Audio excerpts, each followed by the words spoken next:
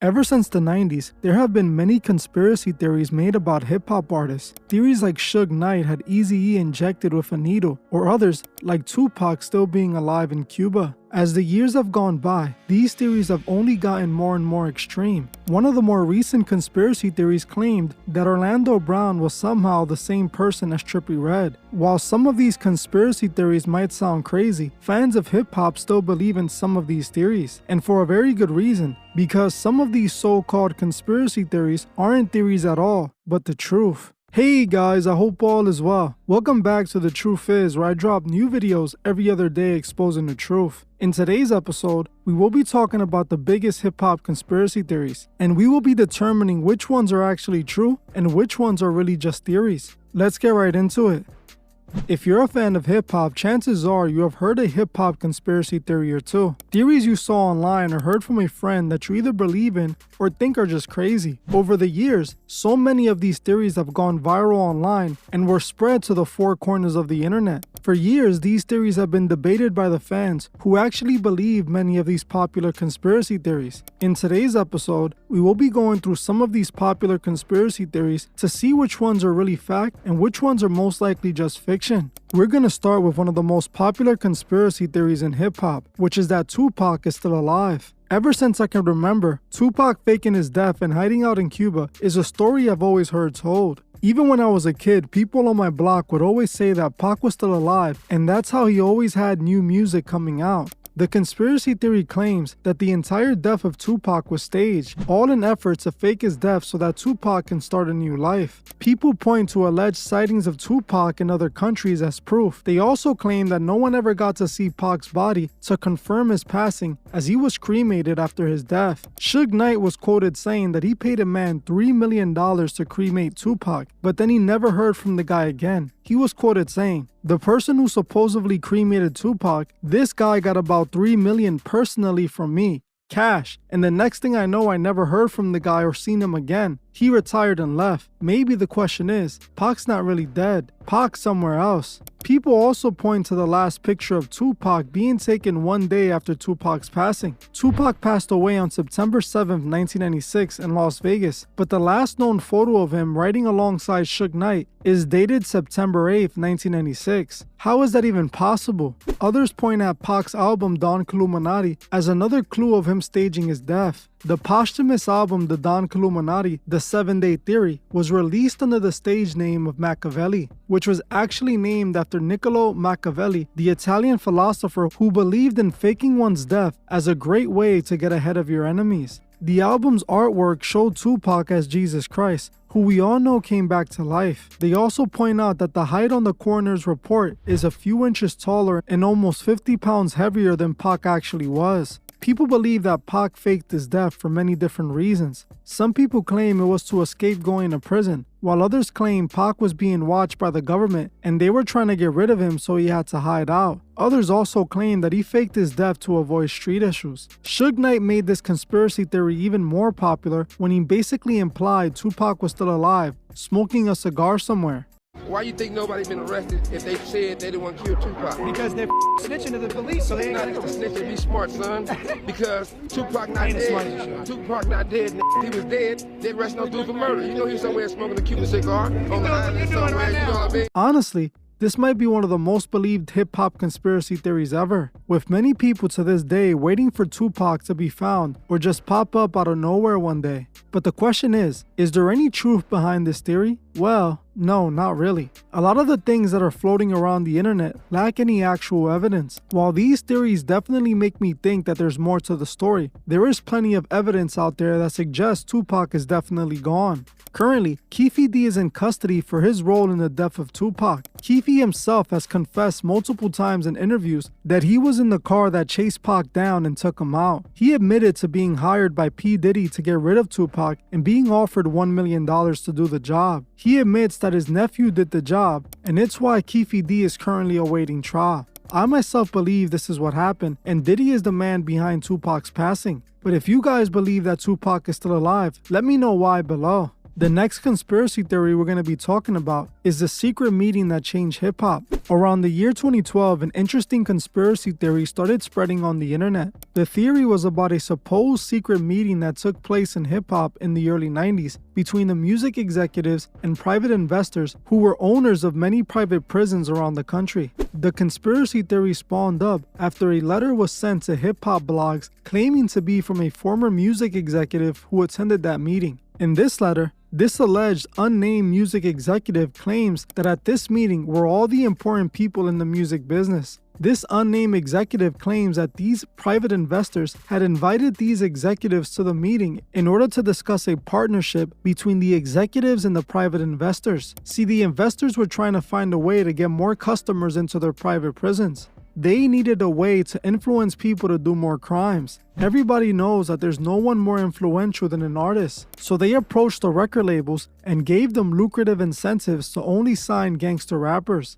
As gangster rap was heavily promoting a criminal lifestyle in its lyrics, they wanted the labels to only sign gangster rappers, as these rappers will go on to influence the youth to want to be just like them. This means that some of these people influenced by the music could end up in a private prison owned by the investors, which turns into more money for the investors. This unnamed executive claims he didn't want no parts in it, and when he asked the investors why they would do that, he was told that he can leave if he is not interested. He claims that many executives at this point in the meeting began to speak out and get loud, and this is when the armed security guards showed them their weapons and escorted them out of the meeting. This man claims that after this, the labels would only go on to sign gangster rappers to big record deals. They started the commercialization of gangster rap, making sure a high percentage of the urban youth ended up in a private prison. People point to this being the reason why there was a massive gangster rap boom in the 90s that still has a hold on hip-hop to this day. Gangster rap changed hip-hop and birthed rappers like Tupac and Biggie,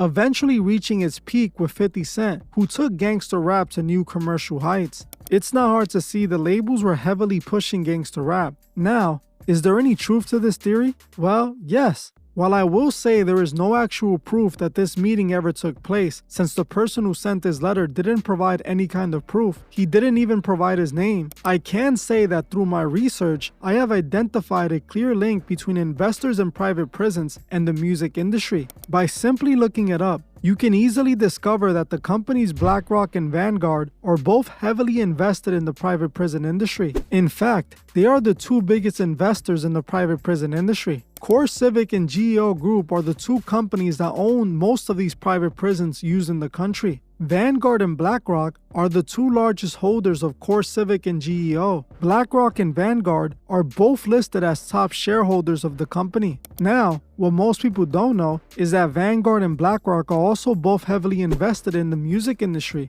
both being invested in record labels like UMG, which is one of the biggest record labels in the industry. Vanguard owns 11,506,877 shares of UMG, with iShare, which is BlackRock, owning 36,428,031 shares, which makes these two companies majority stock owner of UMG. In fact, Forbes reported back in 2015 that BlackRock was investing directly into artists, giving artists $5 to $20 million deals. They are obviously buying influence just like this theory claimed. Now, I don't think it's a coincidence that these companies that own the majority of the private prison industry are also heavily invested in the music industry, just like this conspiracy theory claimed. In my opinion, this is not a conspiracy theory, but just a plain old truth. What do you guys think? Did these investors really change hip-hop and corrupt an entire generation? Let me know below. The next hip-hop conspiracy theory we're going to be talking about is the one about rappers getting cloned.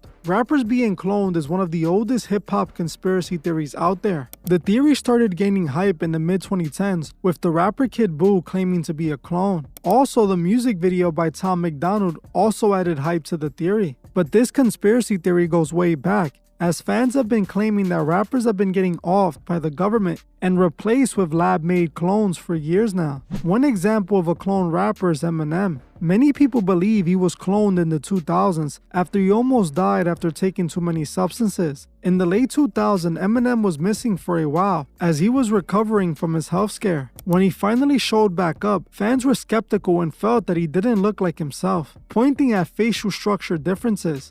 Another rapper people claim was cloned was the rapper Gucci Mane, who in 2014 was sentenced to prison, being released in 2016. This was Gucci in 2014, and this was Gucci in 2016 when he was released from prison. Obviously, you can notice many changes, and this led to his fans calling the new Gucci a clone. Even Gucci Mane seemed to claim he was a clone himself, which gave the conspiracy theory more attention. Another rapper they accused of being a clone was Kodak Black, as just like Gucci Mane, came out of prison looking like a whole new person. When fans first saw Kodak, they instantly called them a lab-made clone, just like they have done with Kanye West. After Kanye West had all that controversy take place in 2022, he disappeared for a period of time. When he came back, he was no longer talking against the industry. He was now married to a strange woman and appeared taller than normal. Some people even claim that his face seemed to have changed, leading people to believe he was another cloned rapper. This clone theory is one of the most popular nowadays. I have personally seen so many fans who believe in this theory, but is there any truth to it? Well, not at all. While cloning is real and animals have been cloned for years and it could be possibly done on people, I don't think rappers are being cloned. First, cloning doesn't work how most people think it works, at least not today. When most people think of cloning, they think about how they see it in movies. A person is put into a machine and a clone is made instantly. The clone is the exact same as the person that was cloned. The thing is, real cloning, how it's done today, doesn't work like that at all. The most common technique used in cloning animals is known as somatic cell nucleus transfer, which works by a genetic copy of an animal being produced by replacing the nucleus of an unfertilized ovum with the nucleus of a body cell from the animal to form an embryo. Once the clone baby is born, it's born a baby, not a full-grown clone. The baby will then have to go through its normal aging process. So if they were cloning these rappers to replace them, they would have to do it at birth. Now, while that may hypothetically be possible, what's not possible is for the government to know which baby is going to grow up to be a massive rap star, so they wouldn't be able to clone them. The theory just doesn't make sense, nor is it based on any evidence. While these rappers all do look different than when they once did, it could all be explained. Eminem had a stroke that messed up his brain. Gucci Mane and Kodak Black spent a long time in prison where they had nothing better to do but to exercise. Kanye to me still looks like Kanye. If he looks taller, it could just be because he wears those funny looking boots everywhere. I myself have never really found any credible proof celebrities are being cloned, so in my opinion, this conspiracy theory is false, at least for now. The next theory we're going to be talking about is the theory that Jay-Z and Beyonce are in the Illuminati and that rappers have to sell their souls and make a sacrifice in order to make it in the industry.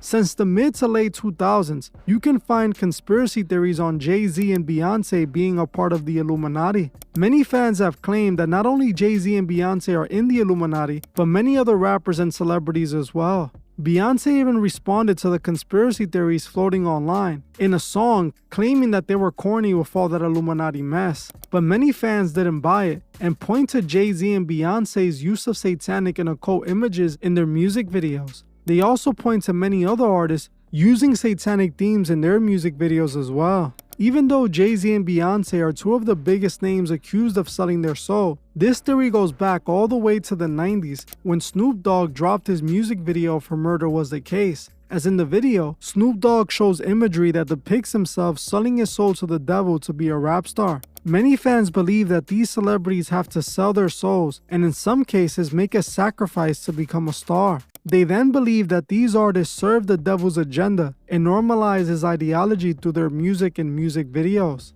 This has to be one of the most debated conspiracy theories when it comes to hip-hop, as it also applies to rock and roll and all genres of music. But is any of this true? Well, if you have watched my videos for the last 3 years, you know the answer to that question. I 100% believe most mainstream artists are occultists. I know for a fact that Jay-Z is an occultist. Is he a part of the Illuminati? No, he is definitely a Freemason, and I have presented plenty of proof of Jay-Z's occult ties many times before. Jay-Z is a follower of the infamous occultist Aleister Crowley. the man who called himself the wickedest man alive in the Beast 666. Jay-Z was caught in the Run This Town behind the scenes interview wearing a sweater with Crowley's main credo Do What Thou Wilt going across it. This credo is at the core of Aleister Crowley's occult teachings. Jay-Z wearing this for the Run This Town video is no mistake, as the video was full of occult themes and references of the New Age. Now, when it comes to rappers selling their souls, I have shown countless examples of rappers claiming they sold their soul. This is common practice in the world of the occult. One rapper who confessed to really worshiping the devil was Koopsta from the rap group 3 6 Mafia, who were known to rap about the devil and use satanic themes. While most people believe it was all just shock value, Koopsta himself came out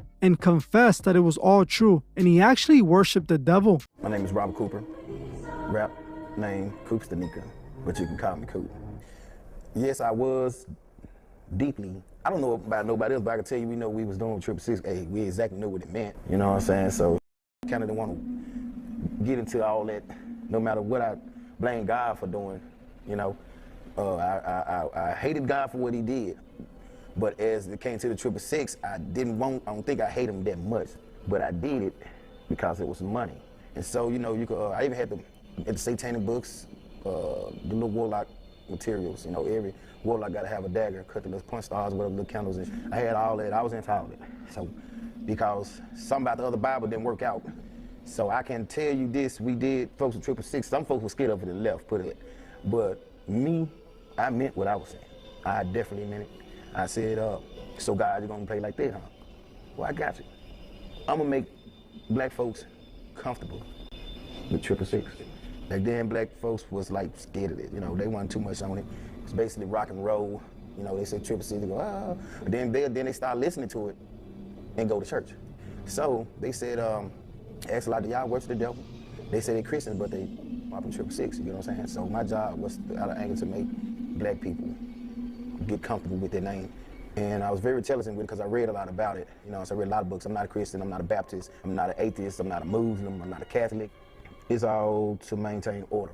Now, I can't talk against religion because without religion, which is what they use to maintain order, if that happened, it'd be a lot of chaos. You get what I'm saying? But I read a lot and I put all that into the music and the energy. You get what I'm saying? Because how you get Satan's name going, you get the kids to liking it. Now today, see, I think we was one of the first people to break it like that. You would think 666 would have been a rock and roll band. So I think I was used by Satan, and I think he's a bit, I don't fear him. I don't even believe in that mother no more. But just to get black people, you know, once you get the black people, which are the riders of the Bible, they carry the Bible on their back like Jesus, Yahshua, whatever his name is, told it the cross, you know what I'm saying, the crux or whatever. But anyway, we got people comfortable with his name, and we made sure we made songs violent. Very, very violent. We made songs very violent. Everything was violent. As you heard for yourself, Koopsta admitted he was worshiping the devil, and it wasn't a facade. Many of these artists use real occult themes and references. It's obvious it's not a facade. The music world has always been close to the occult. When it comes to the sacrifices, Kanye West already admitted that sacrifices must be made, claiming that his mother was his sacrifice for his success. Mom ain't here, my mama was sacrificed. My mama was sacrificed. You understand? Yeah. Michael Jordan, what about him? His daddy, right? Bill Cosby, his son, right? Dr. Dre, his son. You know, out in Hollywood, a lot of people come up missing. Feels like it might be a lot of that in order to control, traumatize. They want to monetize and traumatize. To me, it's obvious that this is not a conspiracy theory, but the truth. There is too much evidence to suggest it being true. Now, these were only some of the popular hip-hop conspiracy theories out there, but there are several more that I couldn't get into in this video. But if you guys like this video and want me to make a part 2, let me know below. Make sure you also let me know which theory I missed that you want me to look into. Well, that's it for this video, but before you guys go, make sure to like, comment, and share this video so that you can help others see the truth. I want to thank you all for watching, and I'll see you guys in the next one.